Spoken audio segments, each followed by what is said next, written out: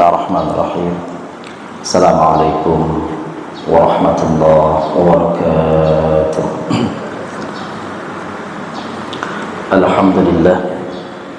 Alhamdulillahilladzi an'amana bi ni'matil iman wa waffaqana lil Islam wa hadana ila sabilis salam. Asyhadu an la ilaha illallah wahdahu la syarika lah khaliqu kulli alam. Wa asyhadu anna nabiyyana Muhammadan 'abduhu wa rasuluhu arsalallahu rahmatan ila jamil alam.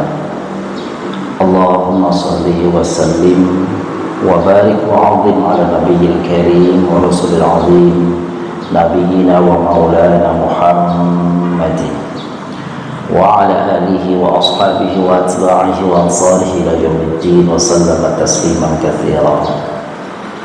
Faqad qala Allah Ta'ala fi kitabil karim, a'udzu billahi minasyaitonir rajim. Bismillahirrahmanirrahim.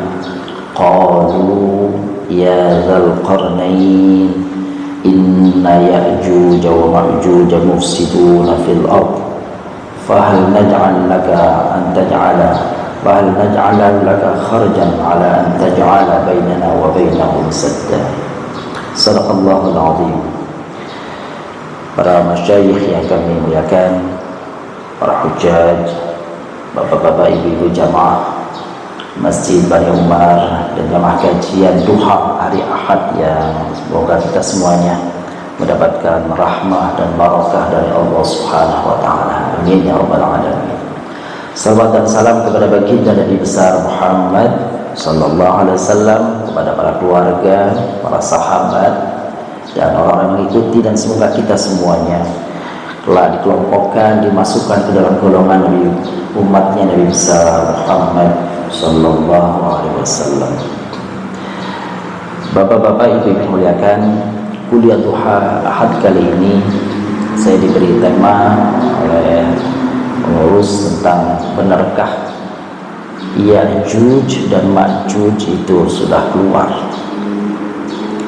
Bapak-bapak, ibu yang muliakan, di antara bapak-bapak, ibu-ibu ada yang setiap hari Jumat itu membaca surah Al-Kahfi dan mungkin merutinkan membaca surah Al-Kahfi itu. Nah, di dalam surah Al-Kahfi, jadi kisah tentang Ya'juj dan Ma'juj itu hanya ada di dalam dua surah di dalam Al-Quran.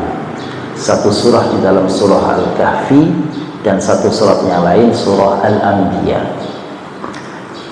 Tadi yang saya katakan di dalam, saya bacakan tadi di Al-Quran, qalu ya dzal qarnain inna ya'juj wa ma'juj mufsiduna fil ard. Mereka berkata, masyarakat itu bertanya kepada Dzulqarnain, sesungguhnya Ya'juj dan Ma'juj itu adalah benar-benar orang yang melakukan kerusakan. Gitu ya. Justru ketika Dzulqarnain itu datang ke tempat itu, nanti kita jelaskan di mana tempat itu, maka masyarakat di situ itu memberitahu kepada Dzulqarnain. Apa informasi yang diberikan kepada Dzulqarnain? Inna Ya'juj wa Ma'juj mufsiduna fil ardh. Sesungguhnya Ya'juj dan Ma'juj itu adalah orang-orang yang melakukan kerusakan di muka bumi. Fahal naj'al laka kharjan, maukah ku beri upah untukmu, maukah engkau bantu aku dan aku akan berikan upah kepadamu, ala an taj'ala bainana wa bainahum sadda, maukah engkau buatkan untukku tembok. Sadda itu berarti penghalang, agar menjadikan antara mereka kaum Ya'juj dan Ma'juj dan kami ada penghalang sehingga mereka tidak bisa merusak atau tidak bisa melakukan kesewenang-wenangan kepada kami. Sekira ayat ini akan kita coba urai. Mestinya, mohon maaf, ini sudah disiapkan sebenarnya PowerPoint dan tampilannya, cuma ada salah paham, jadi laptopnya belum tersedia. Jadi kalau materinya bapak-bapak, ibu-ibu barangkali membutuhkan, silahkan nanti menghubungi takmir masjid, kami sudah sampaikan materinya, bisa nanti dimiliki oleh Bapak Ibu yang muliakan. Jadi tadi pertanyaannya, benarkah Ya'juj dan Ma'juj itu sudah keluar? Kalau pertanyaannya benarkah Ya'juj dan Ma'juj sudah keluar, berarti yang ada dalam benak kita, dia sudah ada. Sudah ada. Dan jelas dalam diskusi, dialog, perbincangan antara masyarakat yang ada di saat itu dengan Zulkarnain, itu mengatakan inna Ya'juj wa Ma'juj mufsiduna fil ard. Sesungguhnya Ya'juj dan Ma'juj itu membuat kerusakan di bumi. Kalau mereka tidak melihat, kalau mereka tidak menyaksikan sebelumnya, tentu mereka tidak menginformasikan kepada Zulkarnain. Siapa itu Zulkarnain? Zulkarnain itu raja yang adil, sehingga disebut Zulkarnain karena di atas kepalanya itu memakai mahkota raja yang ada 2 tanduknya. Bisa jadi ini sebagai satu kenyataan bahwa itu Zulkarnain memiliki topi yang di atasnya ada 2 tanduk, itu satu sisi. Satu sisi yang lain mengatakan bahwa Zulkarnain itu seorang raja yang adil, yang menguasai barat dan timur dari dunia. Barat dan timur itulah yang akan dilambangkan dengan 2 tanduk itu, Zulkarnain. Bapak-bapak ibu yang muliakan, ada orang yang mempersamakan antara Zulkarnain yang di dalam ayat itu dengan, kalau kita baca sejarah dunia, namanya Alexander the Great, Iskandar yang agung itu. Apakah sama? Maka boleh jadi ada orang yang mempersamakan itu, tetapi banyak ulama yang mengatakan antara Alexander the Great dan Zulkarnain itu 2 sosok yang berbeda. Karena sosok Zulkarnain itu adalah raja yang beriman kepada Allah SWT dan memiliki kekuasaan di timur dan di barat. Bahkan kalau Bapak Ibu baca di dalam tafsir Al-Miswah misalnya, Prof. Quraisyab menyebut ada satu penelitian dilakukan oleh para arkeolog yang dari Mesir, ya, lakukan bahwa ketika melakukan perjalanan ke arah barat itu, disinyalir, diduga bahwa Zulkarnain itu sampai ke wilayah Indonesia. Di mana kira-kira wilayah itu? Di mana wilayah itu gelap, sampai-sampai matahari tidak sampai kepada orang itu, karena saking gelapnya. Orang kira-kira diduga ini di daerah wilayah Papua, kira-kira kalau sekarang. Ada yang mengatakan seperti itu.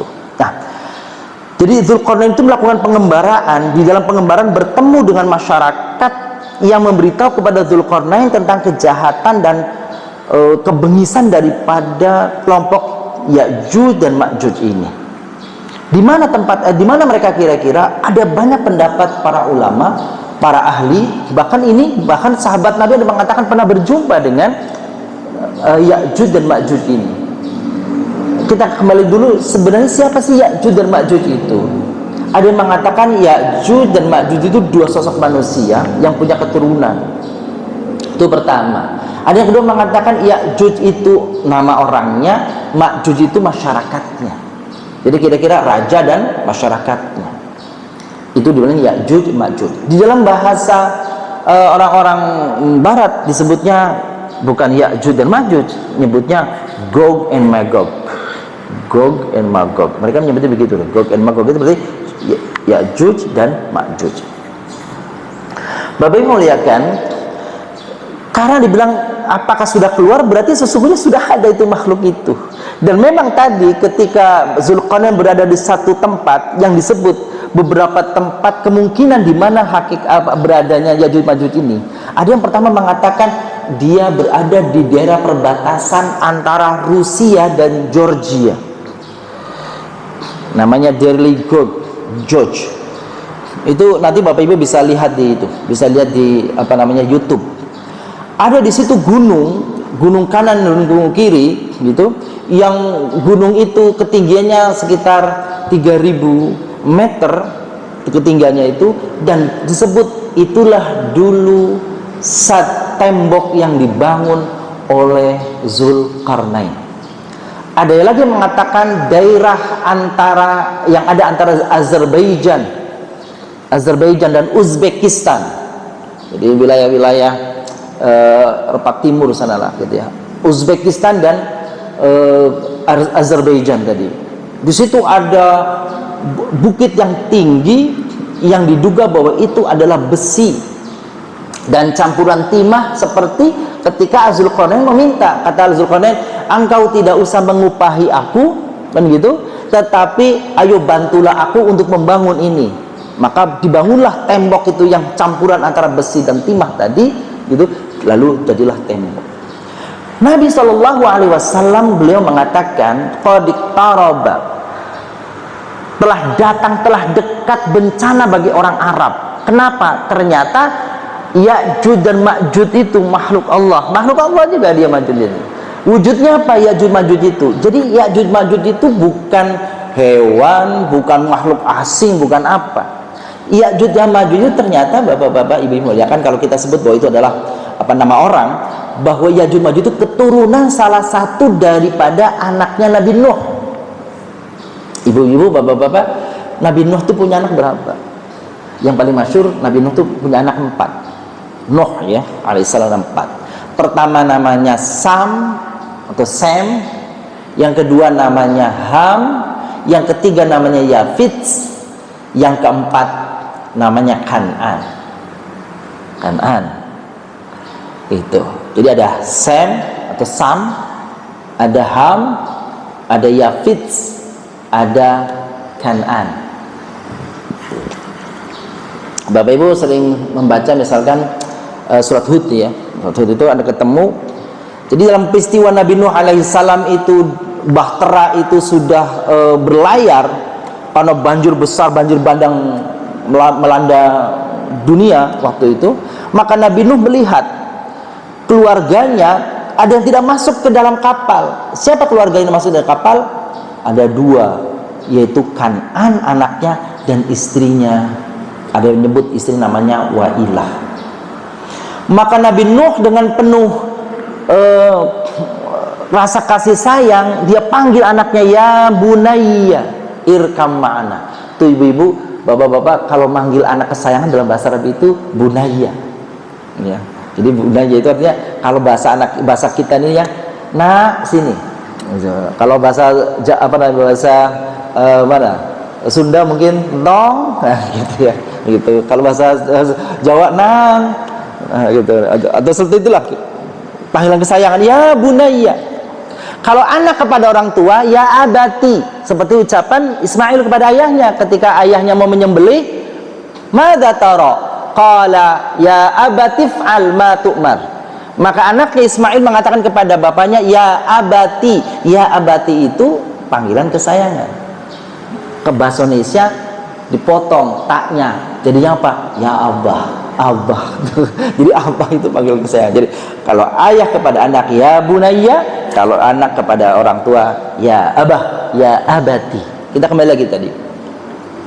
Nabi Nuh manggil anaknya, ya bunayya irkam ma'ana. Apa kata anaknya, si Kan'an itu? Sa'awi ila jabalin ya'simuni minal ma'. Qala la 'asimal yawma min amrillah. Anaknya ketika dipanggil, diundang oleh Nabi Nuh alaihissalam, maka Kan'an mengatakan, aku akan naik ke bukit yang tertinggi, sehingga bukit itu akan menyelamatkanku dari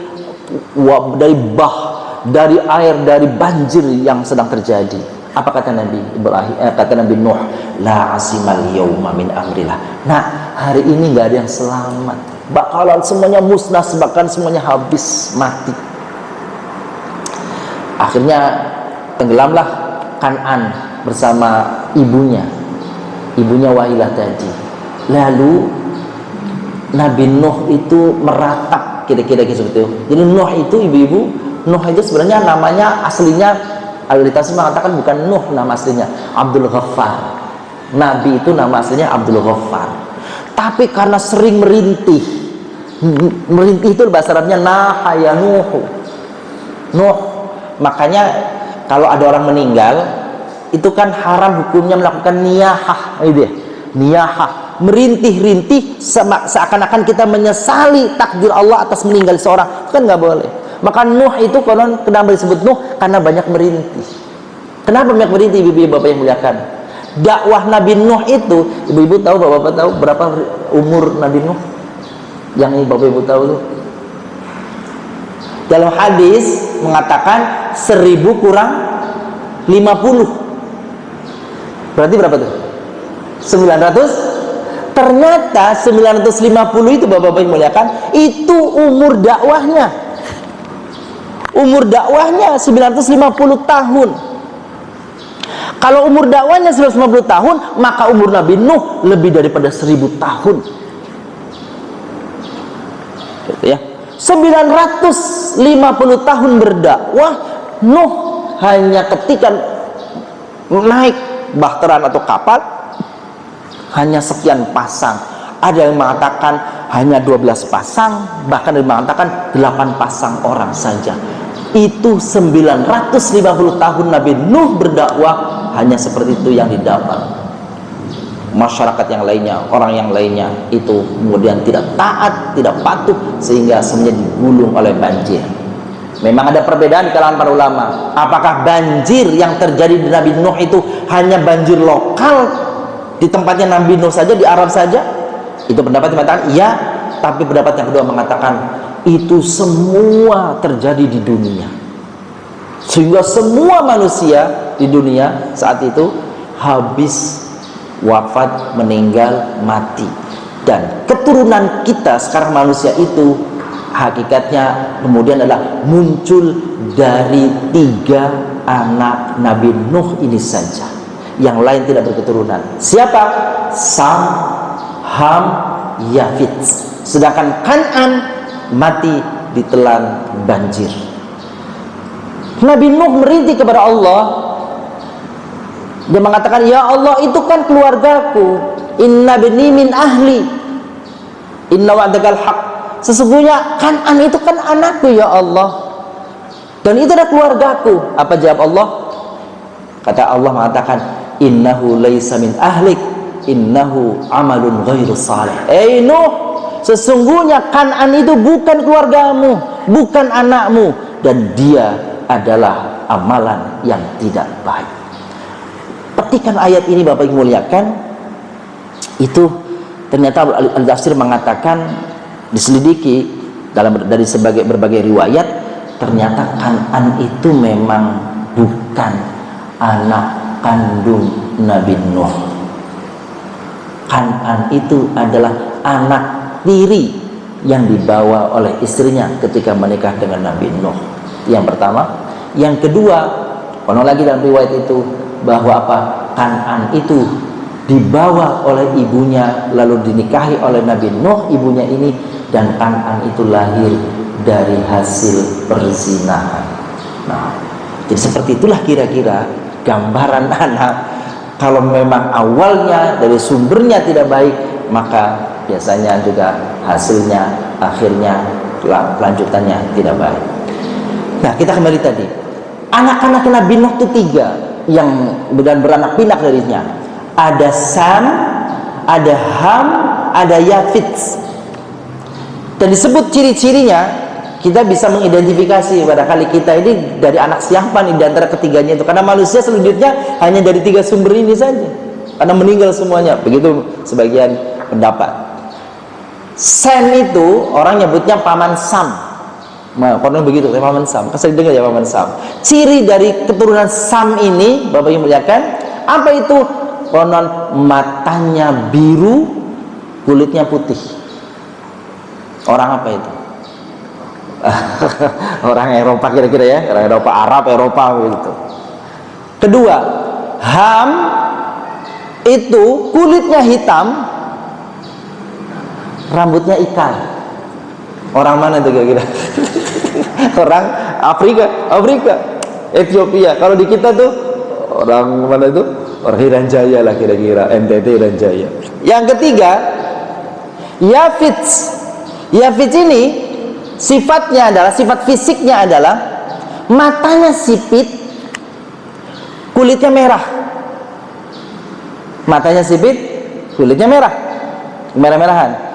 Daerah mana, orang mana biasanya tuh? Daerah wilayah-wilayah Cina di sana tuh. Itu. Nah, ini kalau gitu kita yang mana tuh ibu-ibu? kita yang mana ya? Mata biru enggak, mata sipit belok kan gitu ya, rambut ikal enggak. Terus dari mana? Ya udah campur-campuran dah, udah gak karuan gitu, udah campuran macam-macam.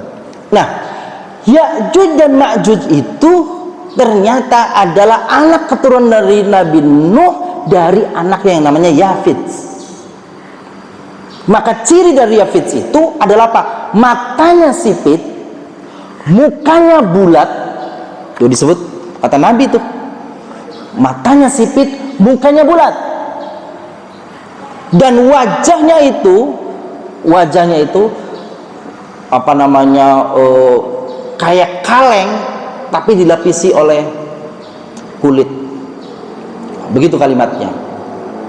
Itu kelompok daripada Ya'juj dan Ma'juj. Di dalam surah Al-Kahfi yang saya bacakan tadi, inna Ya'juj wa Ma'juj mufsiduna fil ard, mereka itu membuat kerusakan di muka bumi. Sehingga ketika Zulkarnain datang ke situ, kemudian warga di situ mengatakan, tolong buatkan tembok agar memisahkan antara kami dan mereka, wahai Zulkarnain. Akhirnya Zulkarnain buatkan itu tembok, sehingga mereka itu kemudian sampai sekarang terkurung, terpenjara di dalam tembok itu. Berarti sudah ada orangnya, sudah ada makhluknya, sudah keluarkah itu? Nah, kalau jawabannya dari awal sudah, ya selesai pengajian kita kan. Kan gitu judulnya kan, sudah keluarkah Ya'juj dan Ma'juj itu. Nah, ini jawabannya. Rasulullah SAW beliau bersabda,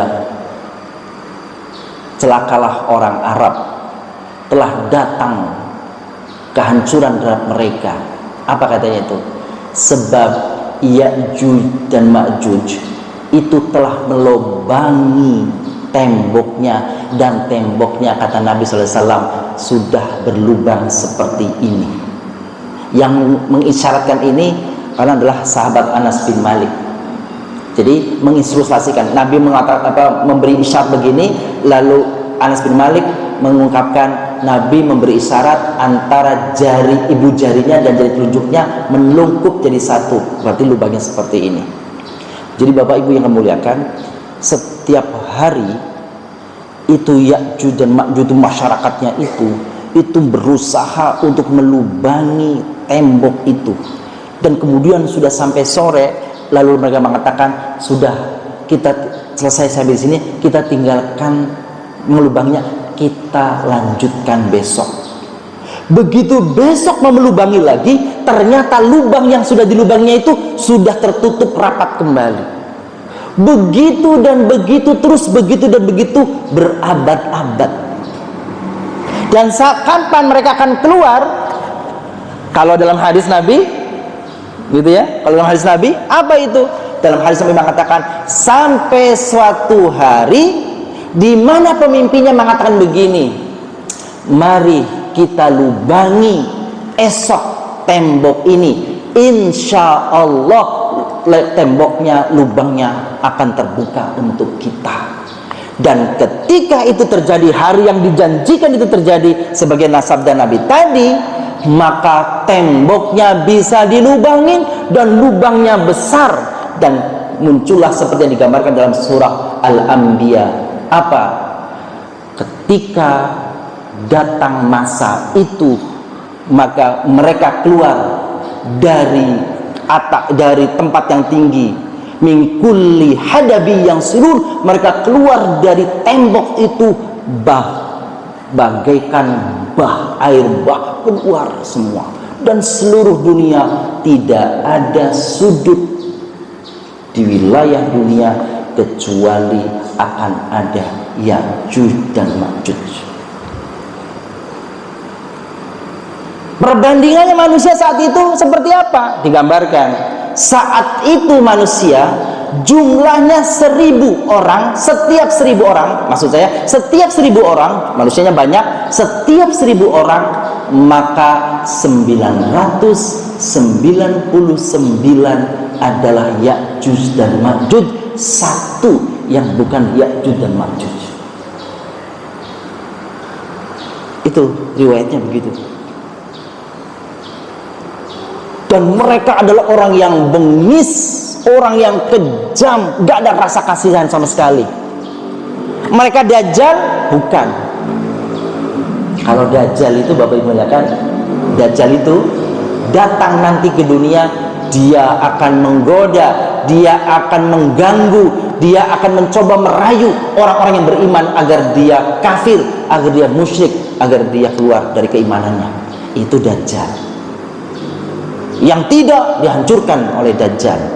Tapi kalau Ya'juj dan Ma'juj, Bapak-bapak yang muliakan, dia tidak pilih-pilih orang yang beriman atau tidak beriman. Semua orang, mau kafir, mau mukmin, mau musyrik, mau munafik, mau apapun, semuanya jadi santapan daripada Ya'juj dan Ma'juj ini. Dan manusia habis dimakan sama dia, jadi bau bangkai berserakan, bertebaran di mana-mana. Siapa yang selamat saat itu? Hadis Nabi mengatakan, yang selamat di saat itu adalah orang-orang yang mengikuti Nabi Isa alaihissalam. Jadi ini prosesnya sebenarnya panjang seharusnya sebelumnya ya. Proses sebelum Ya'juj dan Ma'juj datang ini telah terjadi. Sebelumnya ada Nabi Isa datang. Sebelum Nabi Isa datang, Dajjal datang. Tuh, jadi proses itu kalau kita lihat tahapan urutan terjadinya kiamat sampai kiamat besar itu seperti itu. Maka Allah perintahkan kepada Nabi Isa agar Nabi Isa membawa orang-orang yang beriman agar lari pergi ke Bukit Tur Sina, dan kemudian orang-orang yang dibawa, orang-orang yang beriman yang dibawa oleh Nabi Isa alaihissalam tadi, semuanya bersembunyi di gua di Bukit Tur Sina. Mereka disitulah aman. Jadi Ya'juj Ma'juj sudah bertebaran di muka bumi. Yang selamat adalah orang yang masuk ke dalam gua. Kemudian Nabi Isa alaihissalam bermohon kepada Allah subhanahu wa ta'ala agar kiranya Allah subhanahu wa ta'ala menurunkan bala bantuan untuk mereka. Maka Allah penuhi doanya Nabi Isa alaihissalam. Sehingga apa? Sehingga Allah turunkan naghaf. Dalam hadis disebut naghaf. Apa naghaf? Ular.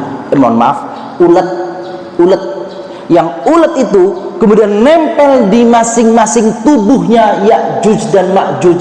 Dan kemudian Ya'juj dan Ma'juj itu bergelimpangan, darah berceceran di mana-mana, sehingga di hadis disebutkan saat itu dunia, saat itu semua baunya amis dan busuk. Karena apa? Karena semua Ya'juj dan Ma'juj, karena rahmat Allah SWT, karena bantuan dari Allah SWT, Ya'juj dan Ma'juj itu semuanya mati tergelempar. Gara-gara apa?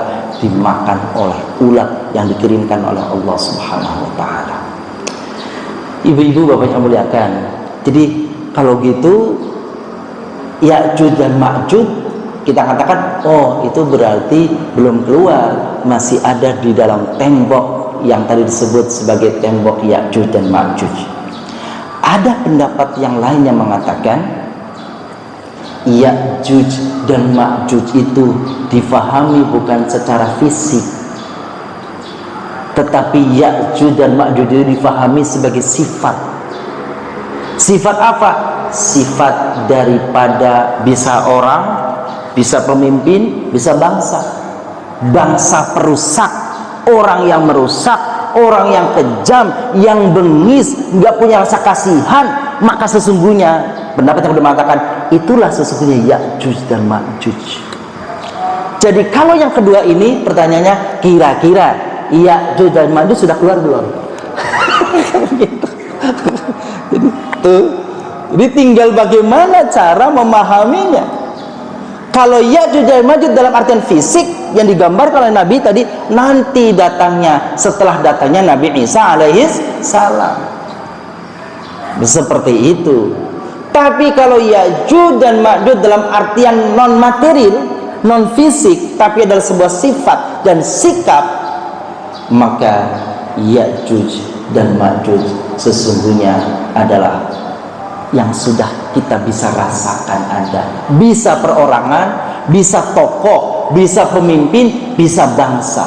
Jadi kalau ada bangsa yang merusak, bangsa yang bengis kejam dan rasa kasihan, itulah sesungguhnya bangsa yang disebut sebagai bangsa Ya'juj dan Ma'juj. Begitu pula kita memahami Dajjal. Seringkali dalam perjalanan ya, Dajjal itu sudah ada atau belum? Maka mengatakan ya belum, ada mengatakan sudah. Tinggal cara memahaminya. Apakah Dajjal dalam artian fisik yang konon setiap kali orang melihat tertera, tertulis di jidatnya itu kaf, fa dan ro, seperti itu? Ataukah Dajjal dalam artian apa? Dajjal dalam artian sifat dan sikap, seperti itu. Nah, itulah ibu-ibu yang kami muliakan, bapak yang muliakan.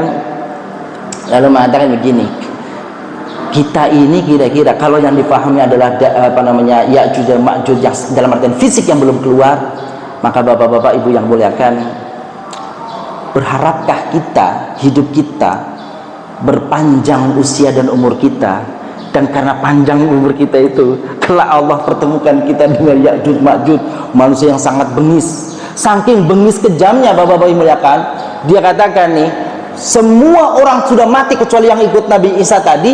Lalu dia mengatakan, aku lemparkan panah ke langit, dan akhirnya dari langit mati makhluk yang dari langit mati. Sehingga apa? Semua makhluk yang di bumi dan di langit sudah aku musnahkan, kecuali yang bersama Nabi Isa bersembunyi di gua Tur tadi. Itu saking sombongnya orang itu. Tidak ada orang yang selamat saat itu dari Ya'juj dan Ma'juj kecuali yang bersama Nabi Isa alaihissalam tadi. Semuanya orang meninggal, semuanya dibantai dengan bengis. Mereka seperti orang, digambarkan orang itu keluar dari bukitnya, keluar dari gunungnya, dari persembunyian itu, bahkan bagaikan ya, seperti air bah yang keluar ketika menjebol tanggul yang kuat. Seperti itu gambarannya. Jadi kalau seperti ini, kayaknya kalau saya sih lebih baik Allah wafatkan sebelum datangnya itu ya, sebelum datangnya Ya'juj Ma'juj, sehingga apa? Sehingga tidak mengalami kengerian seperti itu, gitu ya. Tapi tergantung ada yang mau, kan umurnya ada yang panjang. Ya Allah, panjangkan usiaku, panjangkan umurku. Padahal kalau kita bermohon panjangnya usia kepada Allah, harusnya diembel-embeli ya, yang melihatkan, ya Allah, panjangkan usiaku dalam keberkahan, dalam kebaikan, dalam ketaatan.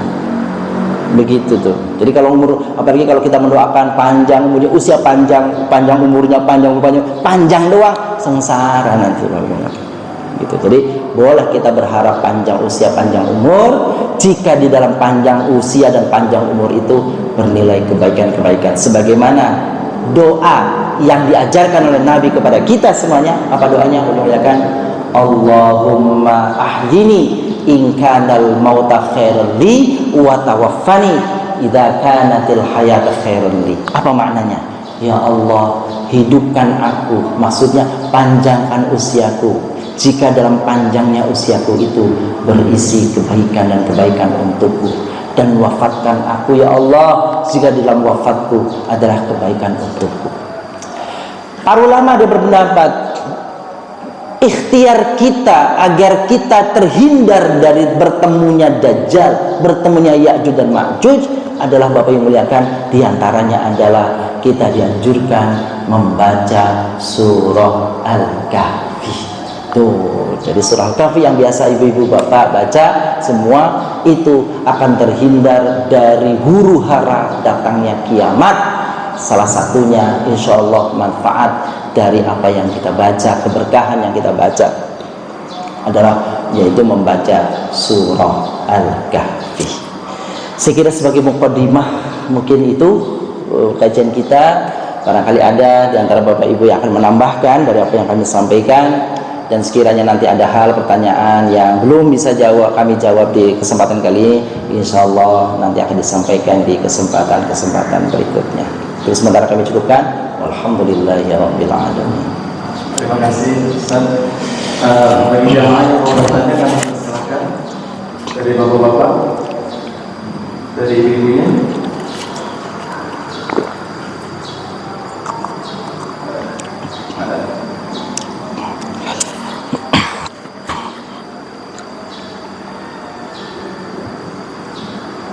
Bismillahirrahmanirrahim. Assalamualaikum warahmatullahi wabarakatuh. Waalaikumsalam warahmatullahi wabarakatuh.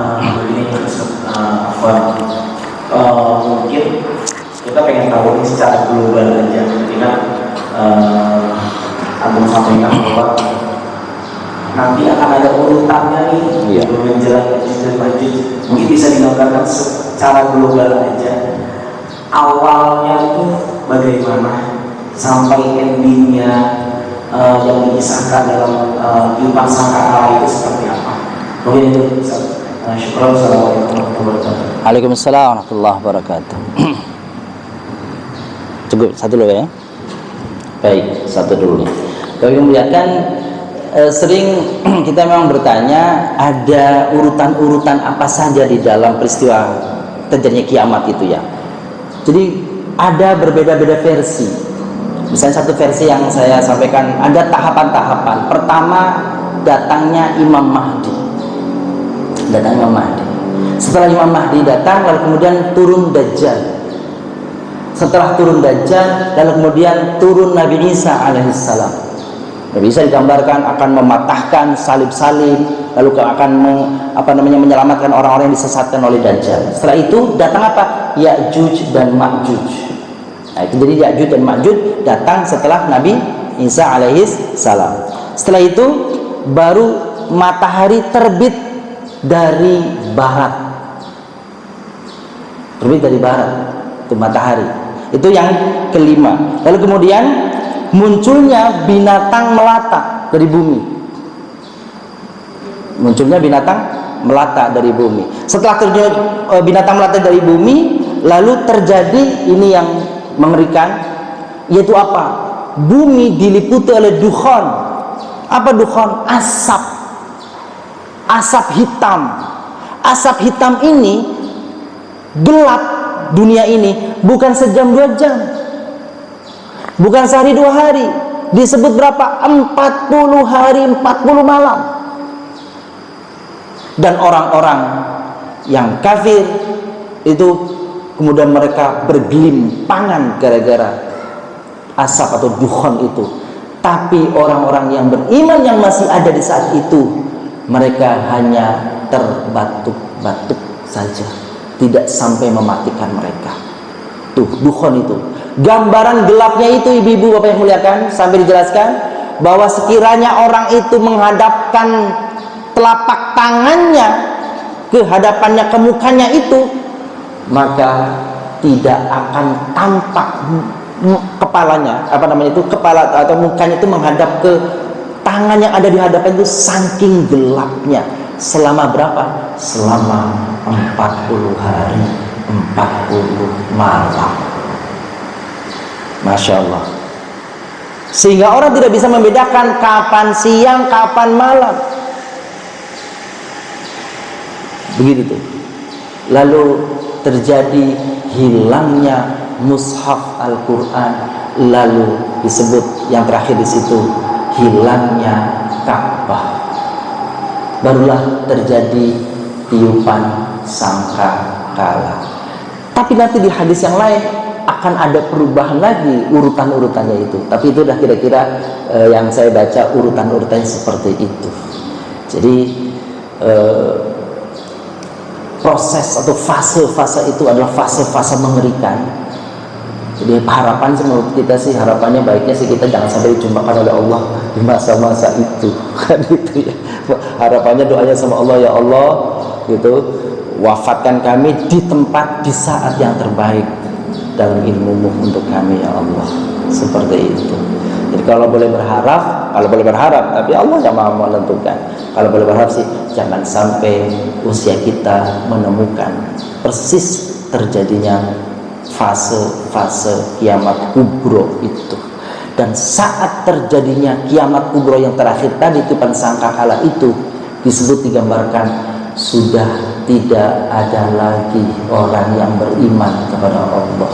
Semua orang hatinya sudah kufur kepada Allah Subhanahu wa ta'ala. Nauzubillah min dzalik. Demikian gambarannya. Wallahu a'lam bishawab. Terima kasih. Ada lagi Ustaz? Enggak lagi. Assalamualaikum warahmatullahi wabarakatuh. Assalamualaikum warahmatullahi wabarakatuh. Ustaz kan tadi disampaikan itu ada Pak Sam, Ham, dan Yakin setelah teman yang anak itu disampaikan. Kalau yang tiga itu Sam, Ham, dan Yakin itu kan ikut di awal itu kan. Pandangan saya berarti dia beriman. Nah, kenapa kok anaknya si Yakin saja dia yang melahirkan? Padahal kan orang tuanya beriman. Kenapa kok sampai melahirkan Majuj dan Yajuj? Dan putranya berapa dan apakah semua itu keturunannya menjadi Majuj dan Yajuj? Waalaikumsalam warahmatullahi wabarakatuh. Jadi tiga anak-anaknya itu yang memang beriman, Sam, Ham, Yafid. Yang kufur itu adalah Kan'an tadi. Ada satu lagi yang saya dapati itu namanya Yam. Itu juga bersama Kan'an, tidak masuk dalam kapal. Tidak masuk dalam kapal. Nah, Bapak Ibu muliakan, kalau dari anak-anaknya Nabi Nuh tadi yang Sam, Ham, Yafid, itu yang nanti muncul jadi para nabi itu dari keturunannya Sam saja, tidak dari Ham dan tidak dari Yafid. Lalu kemudian dalam tafsir disebut kelompok daripada Sam ini nanti keluar anak keturunannya ke bawah itu mereka akan menjadi para pemimpin dunia, termasuk pemimpin agama adalah para nabi dan rasul. Itu dari keturunan Sam. Maka orang-orang yang sekarang memimpin dunia itu kan keturunan Sam, itu orang-orang Eropa. Terus kemudian para nabi adanya juga di wilayah-wilayah Arab, yang mukanya matanya biru, terus kulitnya putih, itu kan wilayah-wilayah Arab dan Eropa itu. Yafid itu mereka akan menguasai perdagangan dan ekonomi. Yang matanya gimana tadi Bu? Sipit. Jadi yang menguasai toko-toko di sini matanya gimana? Gitu.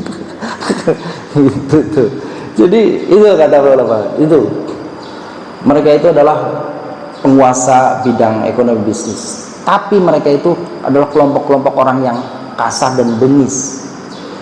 Siapa yang menghancurkan kerajaan Abbasiyah? Adalah Gulagukan, yang menghancurkan perpustakaan, pusat-pusat peradaban Islam itu semua dihancurkan, bahkan perpustakaan-pustakaannya itu, bukunya itu dilarung, dibuang ke sungai, sehingga sungai warnanya berubah jadi hitam. Karena apa? Tinta-tintanya itu cair, akhirnya mengotori sungai itu.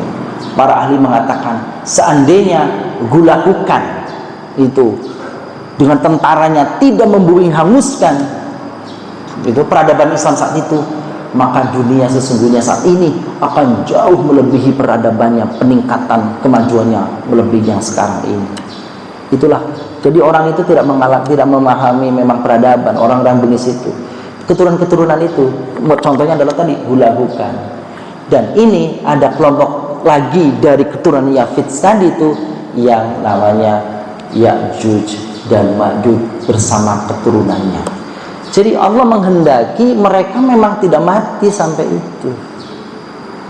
Mereka tidak mati sampai nanti terjadinya dibinasakan oleh Allah melalui ulat-ulat yang dikirim atas doanya Nabi Isa. Dan itu hak Allah, kekuasaan Allah untuk menghidupkan orang sekian lamanya. Sebagaimana Allah juga memberikan izin, merestui, mengiyakan doanya iblis ketika dia berdialog setelah dia menjerumuskan Adam alaihissalam lalu dituduh oleh Allah itu bahwa engkau termasuk minal marjumin, apa namanya, yang terlaknat tadi, auzubillahi minasyaitonirrajim, terlaknat itu, maka syaitan mengatakan, kalau engkau tentukan aku menjadi orang yang menjadi golongan yang terlaknat ini, anzirni ila yaumi yub'atsun. Ya Allah, kalau begitu tolong tunda aku dan anak keturunanku sampai kiamat terjadi. Dan Allah balas harapan dan doanya itu, innaka minal mundzirin. Benar, engkau akan ditunda usiamu, akan dilanggengkan usiamu sampai kiamat terjadi. Jadi Allah Maha Kuasa untuk melanggengkan siapa yang dilanggengkan atau sebagainya saja, dan kita manusia adalah tidak termasuk yang dilanggengkan, kecuali tadi Ya'juj dan Ma'juj yang sudah ada sejak lama zaman Zulkarnain. Zulkarnain itu kan zaman sebelum Masehi, zaman sebelum Masehi itu, sampai nanti tadi disebut min kulli hadabi yansirun, yang nanti ketika apa namanya tembok itu kemudian jebol, dan itu setelah turunnya Nabi Isa, berarti mereka akan masih lama tinggal di sana. Bagaimana keadaannya? Wallahu a'lam bishawab. Jadi kalau bapak-bapak pengen lihat temboknya, kalau temboknya itu tadi Delhi George itu ada konon di perbatasan, pertama mengatakan perbatasan antara Rusia dan Georgia. Satu lagi mengatakan daerah Kaukasus, itu ada lagi satu yang mengatakan di daerah perbatasan antara Azerbaijan dan Uzbekistan. Itu bagi saya sih daerah gelap semua, Pak. Kalau perigi sama saya jelas, tapi kalau itu ya informasinya begitu tuh. Jadi di Tenggarai ada di sana temboknya itu. Wallahu a'lam bishawab. Temboknya secara fisik itu ada. Ada. Cuma apakah itu yang menjadi perbedaan? Jadi fisiknya memang iya. Bahkan yang di daerah perbatasan Azerbaijan dan apa tadi Uzbekistan itu memang temboknya betul yang digambarkan seperti besi dan timah itu. Nah, gitu. Dan itu sejak zaman Nabi, ada sahabat yang melaporkan kan ketika ya Nabi, aku bertemu dengan kelompok Ya'juj dan Ma'juj. Gitu. Tapi belum membunuh, ya mungkin karena memang belum takdirnya saat itu untuk begitu tuh. Ibnu Battuta juga pernah meriwayatkan, pernah menjelaskan. Ibnu Battuta kan seorang penulis sejarah ya, Ibnu Battuta. Itu juga pernah melaporkan ada bukit di sini yang dulu dijanjikan Rasul. Dan itu kira-kira apa wilayahnya itu antara apa tadi? Antara Rusia dan Georgia dan Uzbek dan apa tadi lagi? Satu lagi Uzbekistan dan jadi wilayah-wilayah timur Eropa Timur sana semuanya begitu. Wallahu a'lam bishawab. Okay. Ada lagi satu lagi mungkin Bapak Ibu, dari ibu-ibu kalau ada. Nah, cukup Ustaz? Enggak ada ya? Oh ada ibu tuh terakhir, ibu monggo ibu.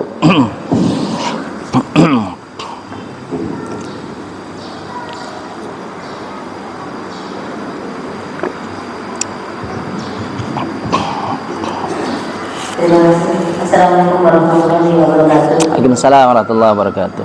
Mohon izin Ustaz, saya tadi terlambat, saya takut kalau tadi sudah dibahas, saya mohon mungkin nanti diulangi kepada saya.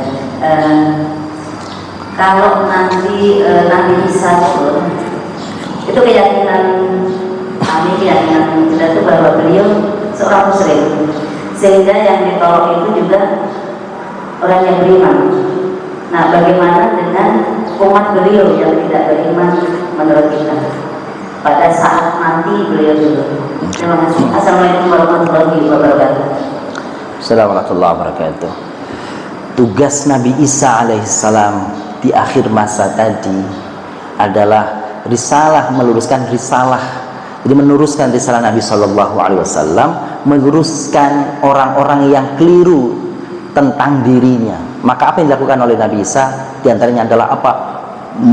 Merusak salib-salib yang ada, dirusak, dipotong, dihancurkan salib-salib yang ada itu, sehingga orang beliau ajak supaya bertauhid kembali. Apalagi membunuh babi-babi yang dimakan oleh orang, kan gitu, dan mengajak mereka tadi itu bertauhid kepada Allah SWT. Sehingga memang Nabi Isa tidak pernah mengajarkan tentang Trinitas, kan gitu ya. Kan ditanya di dalam dialog dalam surah Al-Imran ya, wahai Isa, apakah engkau mengatakan bersama ibumu menjadi Tuhan selain aku?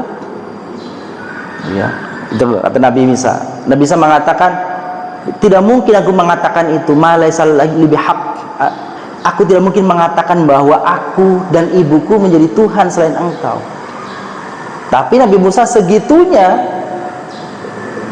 melihat kaumnya itu sesat, gitu. Kalau tidak Al-Quran dijelaskannya ya, dia mengatakan, jika engkau ampuni ya Allah, maka engkau adalah maha pengampun.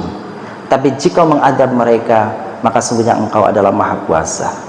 Jadi begitulah Nabi Isa alaihissalam. Waktu Nabi Isa alaihissalam berdakwah, tidak ada tidak ada sedikit pun ajaran yang menyimpang dari tauhid. Semua ajaran Nabi dari Adam alaihissalam, Idris, Nuh sampai dengan Nabi Muhammad SAW, satu akidahnya, yaitu tauhidullah, mengesahkan Allah. Adapun syariat yang dibawa oleh masing-masing Nabi, entah dari mulai Nabi Nuh alaihissalam, karena syariat itu adanya mulainya dari Nabi Nuh, Bapak Ibu. Syariat itu Nabi Nuh yang pertama kali membawa syariat, sampai nabi-nabi yang berikutnya syariatnya bisa beda-beda. Maksudnya syariat, cara ibadahnya boleh beda, bilangan rakaat kalau dia sholat mungkin beda, cara beribadah sholatnya mungkin beda, tapi satu akidahnya tauhidullah, semuanya mengesahkan Allah. Seperti itu. Datangnya Nabi Muhammad SAW adalah menyempurnakan dari keseluruhannya tadi. Yang tauhid tetap dalam garis tauhidnya, adapun syariat mengatakan semua model-model ibadah yang dilakukan oleh nabi-nabi sebelumnya, maka semuanya dikumpulkan di dalam tata cara sholat kita. Semua hamba-hamba Allah yang di dunia ini ada, cara beribadahnya dikumpulkan di dalam gerakan-gerakan sholat kita. Ada orang yang beribadah kepada Allah di umat-umat terdahulu yang berdiri saja, ada juga yang ruku, cara beribadah menyembah Allah ada, yang sujud ada, yang duduk ada. Malaikat pun begitu. Malaikat diperintah oleh Allah untuk bertasbih selama-lamanya. Ada malaikat yang disuruh bersujud selama-lamanya. Dan semua gerakan-gerakan ibadah para makhluk Allah itu digabungkan semuanya di dalam gambaran gerakan sholat kita. Artinya sholat itu memang kesempurnaan dari semua tata cara orang menghormat dan menyembah. Itulah tergambar di dalam ibadah sholat. Demikian. Alhamdulillahirabbil alamin. Cukup Ustaz. Baik. Demikian Bapak Ibu muliakan kajian kita di hari ini. Mudah-mudahan apa yang kita dapatkan, ilmu yang kita dapatkan semoga menjadi ilmu yang bermanfaat, yang berkah, yang keliru, yang khilaf karena datangnya dari diri pribadi saya. Astaghfirullahaladzim, astaghfirullahaladzim, astaghfirullahaladzim, kulli dhanbin adzim. Allahumma shalli wa sallim wa barik ala nabiyyina Muhammadin wa ala alihi wa sahbihi ajma'in. Walhamdulillahi rabbil alamin. Allahumma ighfir lana wa liwalidina warhamhum kama rabbayana shighara. Nas'aluka ridhaka wal jannah wa na'udzubika min sakhatika wal nar. Allahumma ya Allah ya Rahman ya Rahim, ampuni segala dosa kami ya Allah. Ampuni segala dosa orang tua kami ya Allah. Ampuni segala dosa yang kami sengaja melakukannya, ampuni yang terlupa apa yang telah kami lakukan. Ya Allah, kabulkanlah keberkahan pada diri kami, pada keluarga kami, pada anak-anak kami. Keberkahan pada ilmu yang Kau ajarkan kepada kami. Keberkahan pada harta yang Kau titipkan kepada kami. Keberkahan pada semua apa saja telah Engkau anugerahkan kepada kami. Allahumma inna nas'aluka husnal khatimah wa na'udzubika min su'il khatimah. Ya Allah, kami bermohon kepada-Mu ya Allah, jika di dalam ilmu-Mu Engkau wafatkan kami di waktu dan tempat yang Kau kehendaki, Maka pastikan dan hadirkan untuk kami ya Allah, akhir hidup kami adalah akhir hidup yang husnul khatimah. Jadikan kemampuan di dalam lidah dan lisan kami untuk menyebut di akhir hayat kami ya Allah kalimat indah yang kami rindukan, ya la ilaha illallah. Ya Allah, sesungguhnya kami adalah orang-orang yang menyadari berdosa. Zalamna anfusana faghfir lana dzunubana wa kaffir 'anna sayyi'atina tawaffana ma'al abrar. Rabbana taqabbal minna innaka antas samiul 'alim. Wa tub 'alaina ya maulana innaka antat tawwabur rahim. Rabbana atina fid dunya hasanah wa fil akhirati hasanah wa qina adzabannar. Wa sallallahu ala nabiyyina Muhammadin Nabil Ummi wa ala alihi wa sahbihi wa baraka wa sallam walhamdulillahi rabbil alamin. Wassalamualaikum warahmatullahi wabarakatuh.